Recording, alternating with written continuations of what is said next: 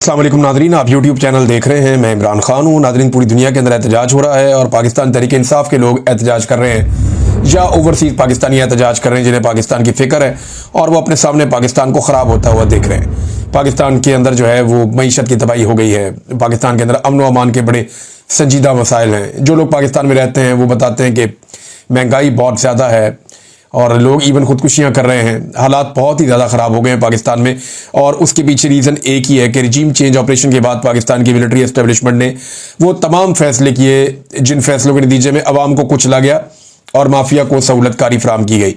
अब जो पूरी दुनिया के अंदर ओवरसीज पाकिस्तानी एहतजाज कर रहे हैं उसमें जो एक अलग एलिमेंट है, मैंने आपको पहले भी बताया था, वो ये है कि मौजूदा जो सियासतदान है उन्हें कोई घास भी नहीं डाल रहा। कोई नवाज शरीफ पे, जरदारी पे, शहबाज शरीफ पे किसी पे कोई तनकीद नहीं कर रहा। सारी की सारी तनकीद फील्ड मार्शल आसिम मुनीर साहब पे हो रही है। उन्हीं के पोस्टर्स उठाए हुए हैं, उन्हीं के खिलाफ एहतजाज किया जा रहा है, उन्हीं के खिलाफ बैनर्स उठा लेते हैं ओवरसीज पाकिस्तानी। या इमरान खान साहब के हक में निकलते हैं या वो आसिम मुनीर साहब के खिलाफ निकलते हैं। और किसी सियासतदान से ऐसा लगता है कि ओवरसीज पाकिस्तानियों को कोई मसला नहीं है। शायद उन्हें ऐसा लगता है कि सियासतदानों में उन्हें कोई दिलचस्पी अब नहीं रही, बल्कि सारा फोकस मिलिट्री एस्टेब्लिशमेंट की मुदाखलत पर है।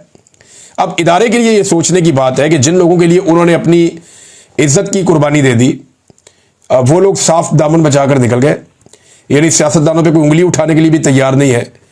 और सारे के सारे, चाहे वो पाकिस्तानी हैं चाहे वो ओवरसीज पाकिस्तानी हैं, सब यही समझते हैं कि जो कुछ भी हुआ वो मिलिट्री एस्टेब्लिशमेंट ने किया और वो पाकिस्तान की फौजी क़यादत को इसके लिए रिस्पॉन्सिबल समझते हैं।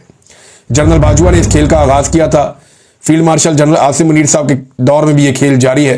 तो लोगों की तनकीद मिलिट्री एस्टेब्लिशमेंट के ऊपर है। फौज कोई भी काम करती है लोग उसके खिलाफ हो जाते हैं बिला वजह। यानी ऐसा नहीं है कि सारे काम बुरे ही हो रहे हो, लेकिन फिर भी लोगों ने ज़हनी तौर पे अपने आप को आमादा कर लिया है कि क्योंकि अवामी मैंडेट का एहतराम नहीं किया गया, क्योंकि इंसानी हकूक़ की धज्जियाँ उड़ाई गई, क्योंकि उन लोगों को लाकर बैठाया गया ज़बरदस्ती जिन्हें लोगों ने रिजेक्ट किया था, तो लोगों के अंदर एक फितरी किस्म का रिएक्शन पैदा हो गया है और वो लगातार बढ़ता जा रहा है। यहाँ मैं कुछ और अजीब चीज़ें देख रहा था। यानी आसिम मुनीर साहब पाकिस्तान में या पाकिस्तान के बाहर इस तरीके से डिस्कस हो रहे हैं जैसे कोई नॉर्मल फौजी डिस्कस होता नहीं था। यानी हमने देखा कि जनरल बाजवा ऐसे डिस्कस नहीं होता था, जनरल राहील शरीफ ऐसे डिस्कस नहीं होता था, जनरल कियानी ऐसे डिस्कस नहीं होता था। सिर्फ मार्शल लॉ एडमिनिस्ट्रेटर्स या जो डिक्टेटर्स थे वो इस तरह से डिस्कस हुए हैं। पाकिस्तान के मीडिया को आप देखें, पाकिस्तान के सोशल मीडिया को आप देखें, सबके सब हाफिज सैयद आसिम मुनीर फील्ड मार्शल को डिस्कस कर रहे हैं। इसी तरह पाकिस्तान के बाहर भी और नेगेटिव अंदाज में लोग डिस्कस करते हैं।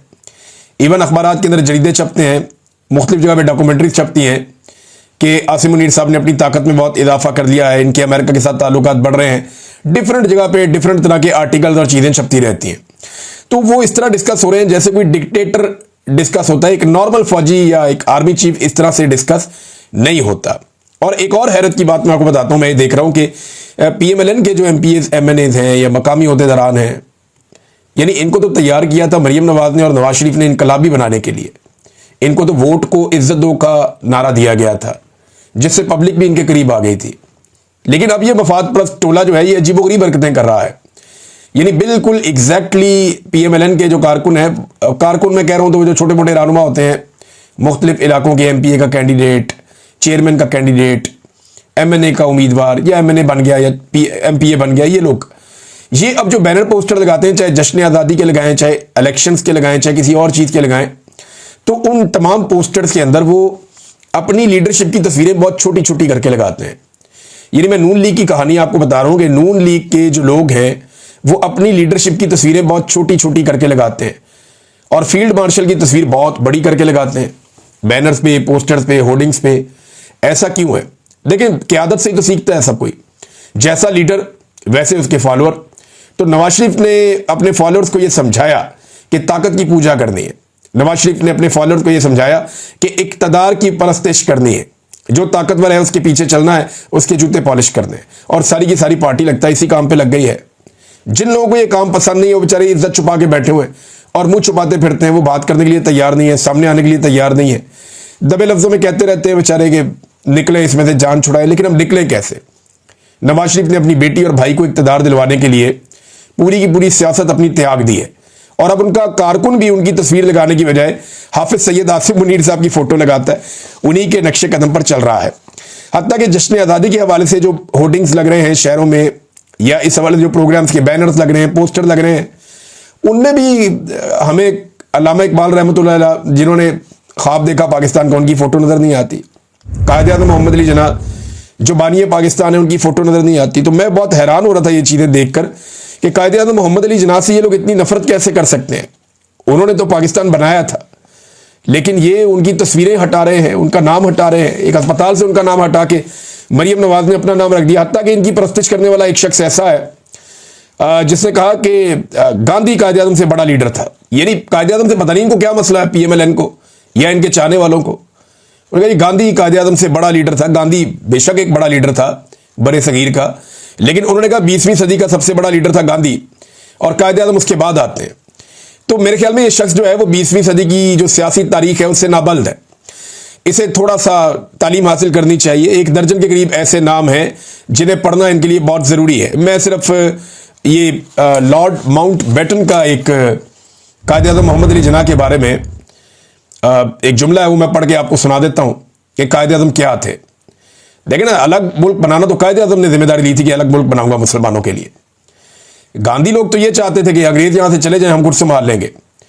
तो अचीव तो कायद-ए-आज़म ने किया, एक अलग सरजमीन पे एक अलग खित्ता बनाकर, एक अलग मुल्क बनाकर, एक अलग रियासत कायम करके। तो जीत तो कायद-ए-आज़म की हुई थी। जो पाकिस्तान के मुसलमान हैं, इन्होंने कायद-ए-आज़म की क़यादत में 2 लोगों से आज़ादी हासिल की थी, अंग्रेज़ों से और जो अक्सरियत यहाँ पे मौजूद थी हिंदुस्तान की हिंदुओं की, उनसे। जबकि उधर दूसरी जानिब ये ख्वाहिश थी कि अलग देश बनाया ही ना जाए, बल्कि वो इसको बंटवारा करार देते रहे हमेशा कि ये बंटवारा कर दिया गया जो नहीं होना चाहिए था, जो उनकी सोच में गलत था, लेकिन कायद-ए-आज़म ने अचीव किया। तो इसका मतलब है कायद-ए-आज़म बेहतर लीडर थे। लॉर्ड माउंट बैटन ने कायद-ए-आज़म के बारे में कहा था, if it could be said that any single man held the future of India in the palm of his hand in 1947, that man was Mohammed Ali Jinnah. अगर यह कहा जाए कि 1947 में हिंदुस्तान का मुस्तकबिल किसी एक शख्स ने अपनी हथेली पर रखा था या अपनी मुट्ठी में पकड़ रखा था, तो वो शख्स मोहम्मद अली जिन्ना था। ये मुखालिफिन कह रहे हैं। और माउंट बैटन ने कायद-ए-आज़म मोहम्मद अली जिन्ना को फेस किया था, और वो ये जानता था कि कायद-ए-आज़म मोहम्मद अली जिन्ना किन ज़हनी सलाहियतों के मालिक थे और कैसी लीडरशिप क्वालिटी कायद-ए-आज़म मोहम्मद अली जिन्ना में थी।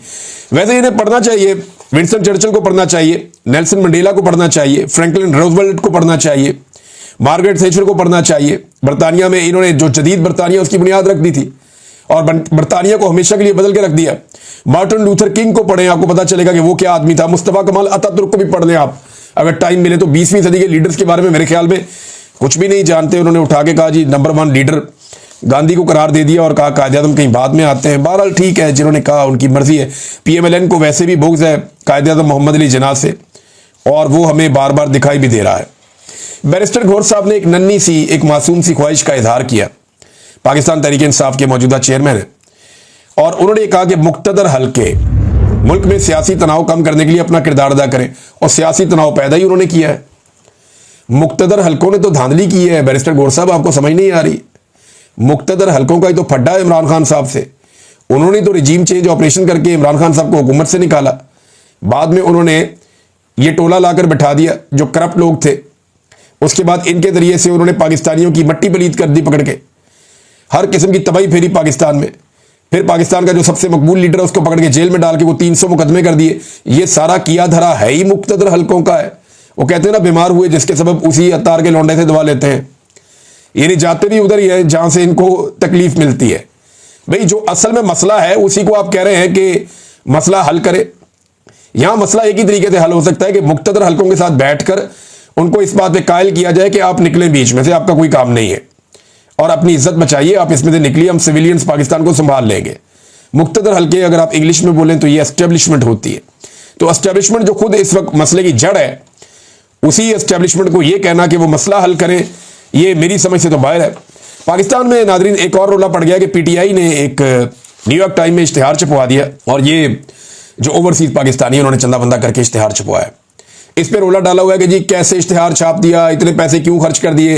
और भाई ये कौम का पैसा थोड़ी खर्च हुआ है, ओवरसीज पाकिस्तानियों का पैसा, जैसे दिल करेगा वो खर्च करेंगे। वो चाहे इमरान खान का इश्तिहार छापें, चाहे किसी और का इश्तिहार छापें, चाहे वो नवाज शरीफ का इश्तिहार छापें। भाई किसी टिकटॉकर की तस्वीरें वॉल स्ट्रीट जर्नल के ऊपर वहां पे जाके वॉल स्ट्रीट पे बड़ी स्क्रीन पे किसी टिकटॉकर की फोटोज और वीडियोस चल जाएं तो उसका पैसा कहां से आया, कभी ये पूछा है? 60-60 सफ़ों के इश्तिहारात पाकिस्तान में अखबारात में छाप दिए, कभी ये पूछा है? बल्कि यहां टिकटॉकर ने एक कानून ऐसा पास कर दिया जिस कानून के मुताबिक अब कोई पूछ नहीं सकता, जितनी मर्जी मशहूरी की जाए, जितना मर्जी अरबों रुपया लगा दिया जाए, अरबों रुपए के इश्तिहारात पाकिस्तान में खिला दिए गए मीडिया को, उस पर कोई सवाल नहीं पूछ रहा। लोगों ने अपनी जेब से इमरान खान साहब की कैद के 2 साल मुकम्मल होने पे एक इश्तिहार छपवा दिया न्यूयॉर्क टाइम में, तो उस पर सबको आग लगी हुई है। तो यहां जो जाली तशहीर दिन रात हो रही है उसके ऊपर कोई बात करने को तैयार नहीं है। नादरीन, हुकूमत एक दावा और कर रही है। वो ये दावा कर रहे हैं, हुकूमत के लोग बैठते हैं टीवी पे आके, शहबाज शरीफ के करीबी लोग हैं, वो ये कहते हैं कि जी शायद कोई बरतानवी सफारतकार जेल में जाकर इमरान खान साहब से मिली, बड़ा उन्होंने दावे के साथ कहा, और इमरान खान साहब से मिली मगर इमरान खान साहब नहीं माने, उन्हें कहा गया आपको गल्फ भेज देते हैं। इमरान खान साहब ने कहा नहीं, मुझे बरतानिया या यूरोप भेजो। इस किस्म की बातें उन्होंने जनाब फैला दी मीडिया के ऊपर, और कहा हमारे पास इसकी रिकॉर्डिंग भी है, हम ये रिकॉर्डिंग भी चलाना चाहते हैं। तो इससे एक बात तो साबित हो गई कि हुकूमत ने इमरान खान साहब को और एस्टेब्लिशमेंट ने इमरान खान साहब को ऑफर की थी। इसकी जो है वो एक तस्दीक सुहेल वड़ाइच जो एस्टेब्लिशमेंट के सहाफ़ी हैं उन्होंने भी इसकी तस्दीक की कि बिल्कुल इमरान खान साहब को ऑफर की गई थी और उन्होंने इस ऑफर को रद्द कर दिया था। उन्होंने कहा था नहीं। दूसरा, इमरान खान साहब को बार बार ये कहा जाता है अगर आप खामोश हो जाएंगे तो आसिम मुनीर आपके लिए गुंजाइश पैदा करेंगे, आपको कुछ भी नहीं कहा जाएगा, आप खामोश हो जाएं, सेटअप को चलने दें। लेकिन इमरान खान साहब हार मानने को तैयार नहीं है, वो ये कहते हैं सेटअप मैं नहीं चलने दूंगा, इलेक्शन तो मैं जीता हूं, हुकूमत तो मुझे मिलेगी। तो इसी तरह जनाब अब ये जो दावे किए जा रहे हैं कि इमरान खान साहब ने डील लेने से इनकार कर दिया, इससे एक तो ये साबित हो रहा है कि उन्होंने डील लेने से इनकार किया और हुकूमत उन्हें बाहर भेजना चाह रही थी। और दूसरी बात यह है कि अगर कोई ऑडियो आपके पास मौजूद है हुकूमत के पास तो उसे पब्लिक करें। इमरान खान साहब तो पहले दिन से कह रहे हैं कि उनकी रिकॉर्डिंग की जाती है और वहां पे दोनों भी की जा रही है। पाकिस्तान में हालात क्या है, ये जरा एक खत आप देखिए, ये बलूचिस्तान के अंदर नसीराबाद जिले के हवाले से ये एक खत वहां पे छापा गया है और ये सुपरिटेंडेंट ऑफ पुलिस नसीराबाद ने छापा है। खत क्या कहता है, ये उन्वान है हदायत निस्बत मुल्कगीर एहतजाज कॉल पाकिस्तान तहरीक इंसाफ। बमामला उन्वान बाला तहरीर है कि 5 अगस्त 2025 को पाकिस्तान तहरीक इंसाफ के सरबराह ने मुल्कगीर एहतजाज की कॉल दी है। 5 अगस्त 2025 को पीटीआई के कारकुनान मुल्क भर में एहतजाजी धरने, मुजाहरे, रैलियां, रोड ब्लॉक कर सकते हैं। लिहाजा इस निस्बत से आप तमाम को तहरीरी हदायत जारी की जाती है कि ज़िला नसीराबाद के किसी भी थाने की हदूद में कोई भी कार्नर मीटिंग, एहतजाजी मुजाहरा, रैलियां नहीं निकालेगा। मजीद बना SHO पुलिस थाना सिटी डेरा मुराद जमाली और इंचार्ज CIA नसीराबाद को सख्ती से हदायत की जाती है कि वो पीटीआई के ज़िले सरबराहान कारकुनान जो कि सिटी डेरा मुराद जमाली की हदूद में रिहाइश पजीर हैं उनके घर पर दस्तक डोर नॉकिंग करेंगे और उन्हें पाबंद करेंगे कि कोई भी अपने घर से नहीं निकलेगा। किसी भी खिलाफ वर्जी की सूरत में पीटीआई के कारकुनान मुजाहिरीन के साथ कानून के मुताबिक निपटा जाए, सख्त ताकीद की जाए। ये नाज़रीन पाकिस्तान में जमहूरियत की सूरत हाल है। इस्लामी जमहूरिया पाकिस्तान में पुरअमन एहतजाज से मना कर दिया गया है। सरकारी सर्कुलेशन जारी हो रहे हैं कि एक पॉलिटिकल पार्टी अपना एहतजाज का हक इस्तेमाल करना चाहती है, उसे एहतजाज का हक इस्तेमाल ना करने दिया जाए। यह है नाज़रीन इस वक्त पाकिस्तान के अंदर सूरत हाल। आमिर मुगल साहब ने इसका एक हल निकाला। इनका ताल्लुक पाकिस्तान तहरीक इंसाफ से, इमरान खान साहब के साथी हैं इस्लामाबाद से, रावलपिंडी से। तो आमिर मुगल साहब ने एक ट्वीट किया, उन्होंने कहा जी इंसाफ रजाकार नौजवानों के साथ मिलकर आमिर मुगल साहब ने आज गिरफ्तारी से बचो, तशद्दुद से बचो पॉलिसी के तहत एहतजाज का आगाज अपने शहर इस्लामाबाद से कर दिया है। मेन GT रोड इस्लामाबाद को 25 से 30 नौजवानों के हमरा अचानक बंद किया, लोगों को इमरान खान का पैगाम दिया और हिकमत अमली के तहत पुलिस के आने से कबल वहां से निकल गए। पूरे पाकिस्तान के नौजवानों से गुजारिश है कि इसी गिरफ्तारी से बचो, तशद्दुद से बचो पॉलिसी के तहत 15 से 20 नौजवानों के साथ अचानक निकलें, कोई भी मरकजी रोड बंद करें, अवाम को इमरान खान का पैगाम दें और पुलिस के आने से पहले निकल जाएं। किसी लीडरशिप और किसी कॉल का इंतजार ना करें। लीडर सिर्फ एक है जो कि जेल में बंद है। खुद लीडर बने, खुद से अमली तौर पर एहतजाज करें। याद रखें हमारे तरीका एहतजाज में कोई तशद्दुद, घेराव, जलाओ, कोई तोड़फोड़ नहीं है। अलबत्ता अपने कारकुनान को गिरफ्तारी से बचो, तशद्दुद से बचो पॉलिसी के तहत महफूज रखना है। वीडियो कुछ देर में अपलोड की जाएगी। ये जनाब आमिर मुगल साहब की जानिब से जो रोड बंद करके पब्लिक को पैगाम दिया गया, ये वो है। नाज़रीन MWM ने भी एक बड़ा ऐलान कर दिया, मुत्तहिदा मजलिस वहदतुल मुस्लिमीन। उन्होंने ऐलान किया कि 6 अगस्त 2025 को ज़ायरीन के साथ कराची में ईरान बॉर्डर की तरफ मार्च करेंगे। ये उन्होंने ऐलान किया कि 6 अगस्त को जाएंगे। अब क्योंकि हुकूमत ने बंद कर दिया, जो ज़ायरीन है जो ईरान जाते हैं ज़ियारतों के लिए, उनके लिए ज़मीनी रास्ता बंद कर दिया था। और ये ज़मीनी रास्ता एक सस्ता रास्ता है, गरीब लोग इसमें जा सकते हैं, लोगों ने होटल बुक किए हुए हैं, आगे ट्रांसपोर्ट बुक की हुई है, सारा पैसा वैसा भरा हुआ है। तो अब ये कहते हैं हवाई जहाज़ में जाओ, उसमें अखराजात बहुत ज़्यादा होते हैं और तादाद बहुत बड़ी है जो ज़ायरीन जाना चाहते हैं ज़मीनी रास्ते से। तो ज़मीनी रास्ता वो सरकार कह रही है जी उन्होंने हाथ खड़े कर दिए, क्योंकि ज़मीन पे हमारा कंट्रोल नहीं है, बलूचिस्तान की सरजमीन पे दहशतगर्दी होती है, हम नहीं कर सकते कुछ, लिहाजा उन्होंने रोक दिया। अब ये कह रहे हैं जी हम जा रहे हैं मार्च करते हुए ईरान बॉर्डर की तरफ और 6 अगस्त को ये लोग कराची से निकलेंगे, MWM के लोग, ये भी एक ऐलान हो चुका है। नाज़रीन, एक और इंपॉर्टेंट खबर यह है कि सरदार अब्दुल कयूम नियाज़ी साहब को उनके कारकुनों के बीच में से गिरफ्तार कर लिया गया। उन्होंने रैली का इनेकाद किया हुआ था, वहां पे वो पहुंच रहे थे, पुलिस की नफरी वहां पहुंची, उन्होंने उन्हें गिरफ्तार कर लिया। मजिस्ट्रेट ने 4 दिन के लिए उन्हें नजरबंद करने के अहकाम जारी कर दिए हैं ताकि 5 अगस्त का टाइम निकल जाए। अब इसके ऊपर जो कारकुन है उन्होंने ये पैगाम दिया है और मुख्तलिफ सड़कों को बंद कर दिया। उनका यह कहना है कि अगर एक दिन के अंदर अंदर सरदार अब्दुल कयूम नियाज़ी जो साबिक वज़ीर आज़म भी हैं आज़ाद कश्मीर के, उन्हें रिहा ना किया गया तो पूरा पुंछ ज़िला बंद कर देंगे, पुंछ का पूरा इलाका जो है उसको बंद कर देंगे, फिर ना कोई आएगा ना कोई जाएगा। तो आज़ाद कश्मीर में ये सूरत हाल पैदा हो गई है। रीज़न सरदार अब्दुल कयूम नियाज़ी जो साबिक वज़ीर आज़म है उनको गिरफ्तार किया गया, वो एहतजाज करना चाहते थे इमरान खान साहब के हवाले से। दूसरी जानिब क्रैकडाउन नाज़रीन बहुत तेज़ी से जारी है, पूरे पंजाब में ज़बरदस्त किस्म का क्रैकडाउन हो रहा है। एक वीडियो सामने आई जहां पे तहरीक इंसाफ के नौजवानों पे मुबैना तौर पे ये वीडियो के अंदर नजर आ रहा है तशद्दुद किया जा रहा है, उन्हें घसीटा जा रहा है। एडवोकेट सलमान शाहिद ने दावा किया कि ये सारे PTI के लड़के हैं, तो उनके साथ पुलिस जो सलूक कर रही है मैं देखकर हैरान हो रहा था कि चोरों डाकुओं वाला सलूक जो है वो आम नौजवानों के साथ, जो काम करने वाले नौजवान हैं उनके साथ किया जा रहा है। और दूसरी जानिब एक वीडियो आई है जो पुलिस स्टेशन लियाकताबाद लाहौर से है, उसके बाहर खड़े हुए लोग ये बता रहे हैं कि थाने के अंदर उसको सील कर दिया गया, थाने को, उसके अंदर बच्चों को और खवातीन को गिरफ्तार करके लाया गया है। और इन बच्चों को गिरफ्तार करने की वजह यह है कि ये बच्चे इमरान खान जिंदाबाद के नारे लगा रहे थे, कौन बचाएगा पाकिस्तान, इमरान खान इमरान खान। तो ये नारे लगाने की वजह से बच्चों को पकड़ के थाने में ले गई पुलिस।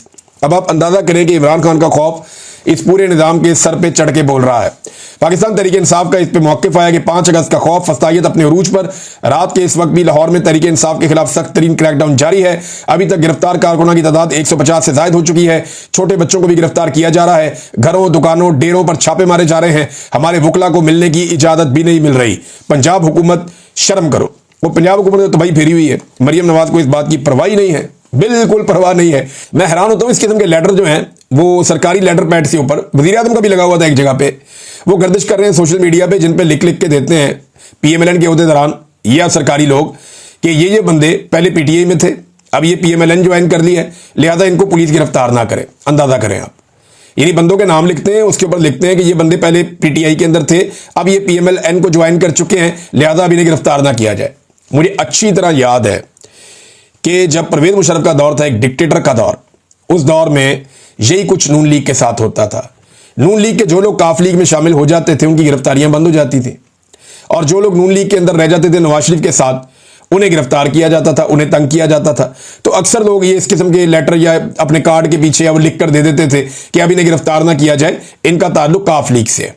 तो उस बंदे को सत्ते खैरा हो जाती थी, उन्हें फिर पुलिस गिरफ्तार नहीं करती थी। लेकिन यहां पे आप ये देखें कि वही आज नून लीग सब कुछ कर रही है जो डिक्टेटर के दौर में नून लीग के साथ हुआ है।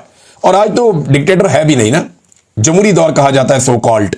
लेकिन इमरान खान साहब कहते हैं मुल्क में तो डिक्टेटरशिप नहीं, मार्शल लॉ नहीं, आसिम लॉ इस वक्त नाफिज है, और सब कुछ वो किया जा रहा है जो सैयद आसिम मुनीर साहब को फायदा पहुंचा सकता है। नाज़रीन, अब तक के लिए इतना ही।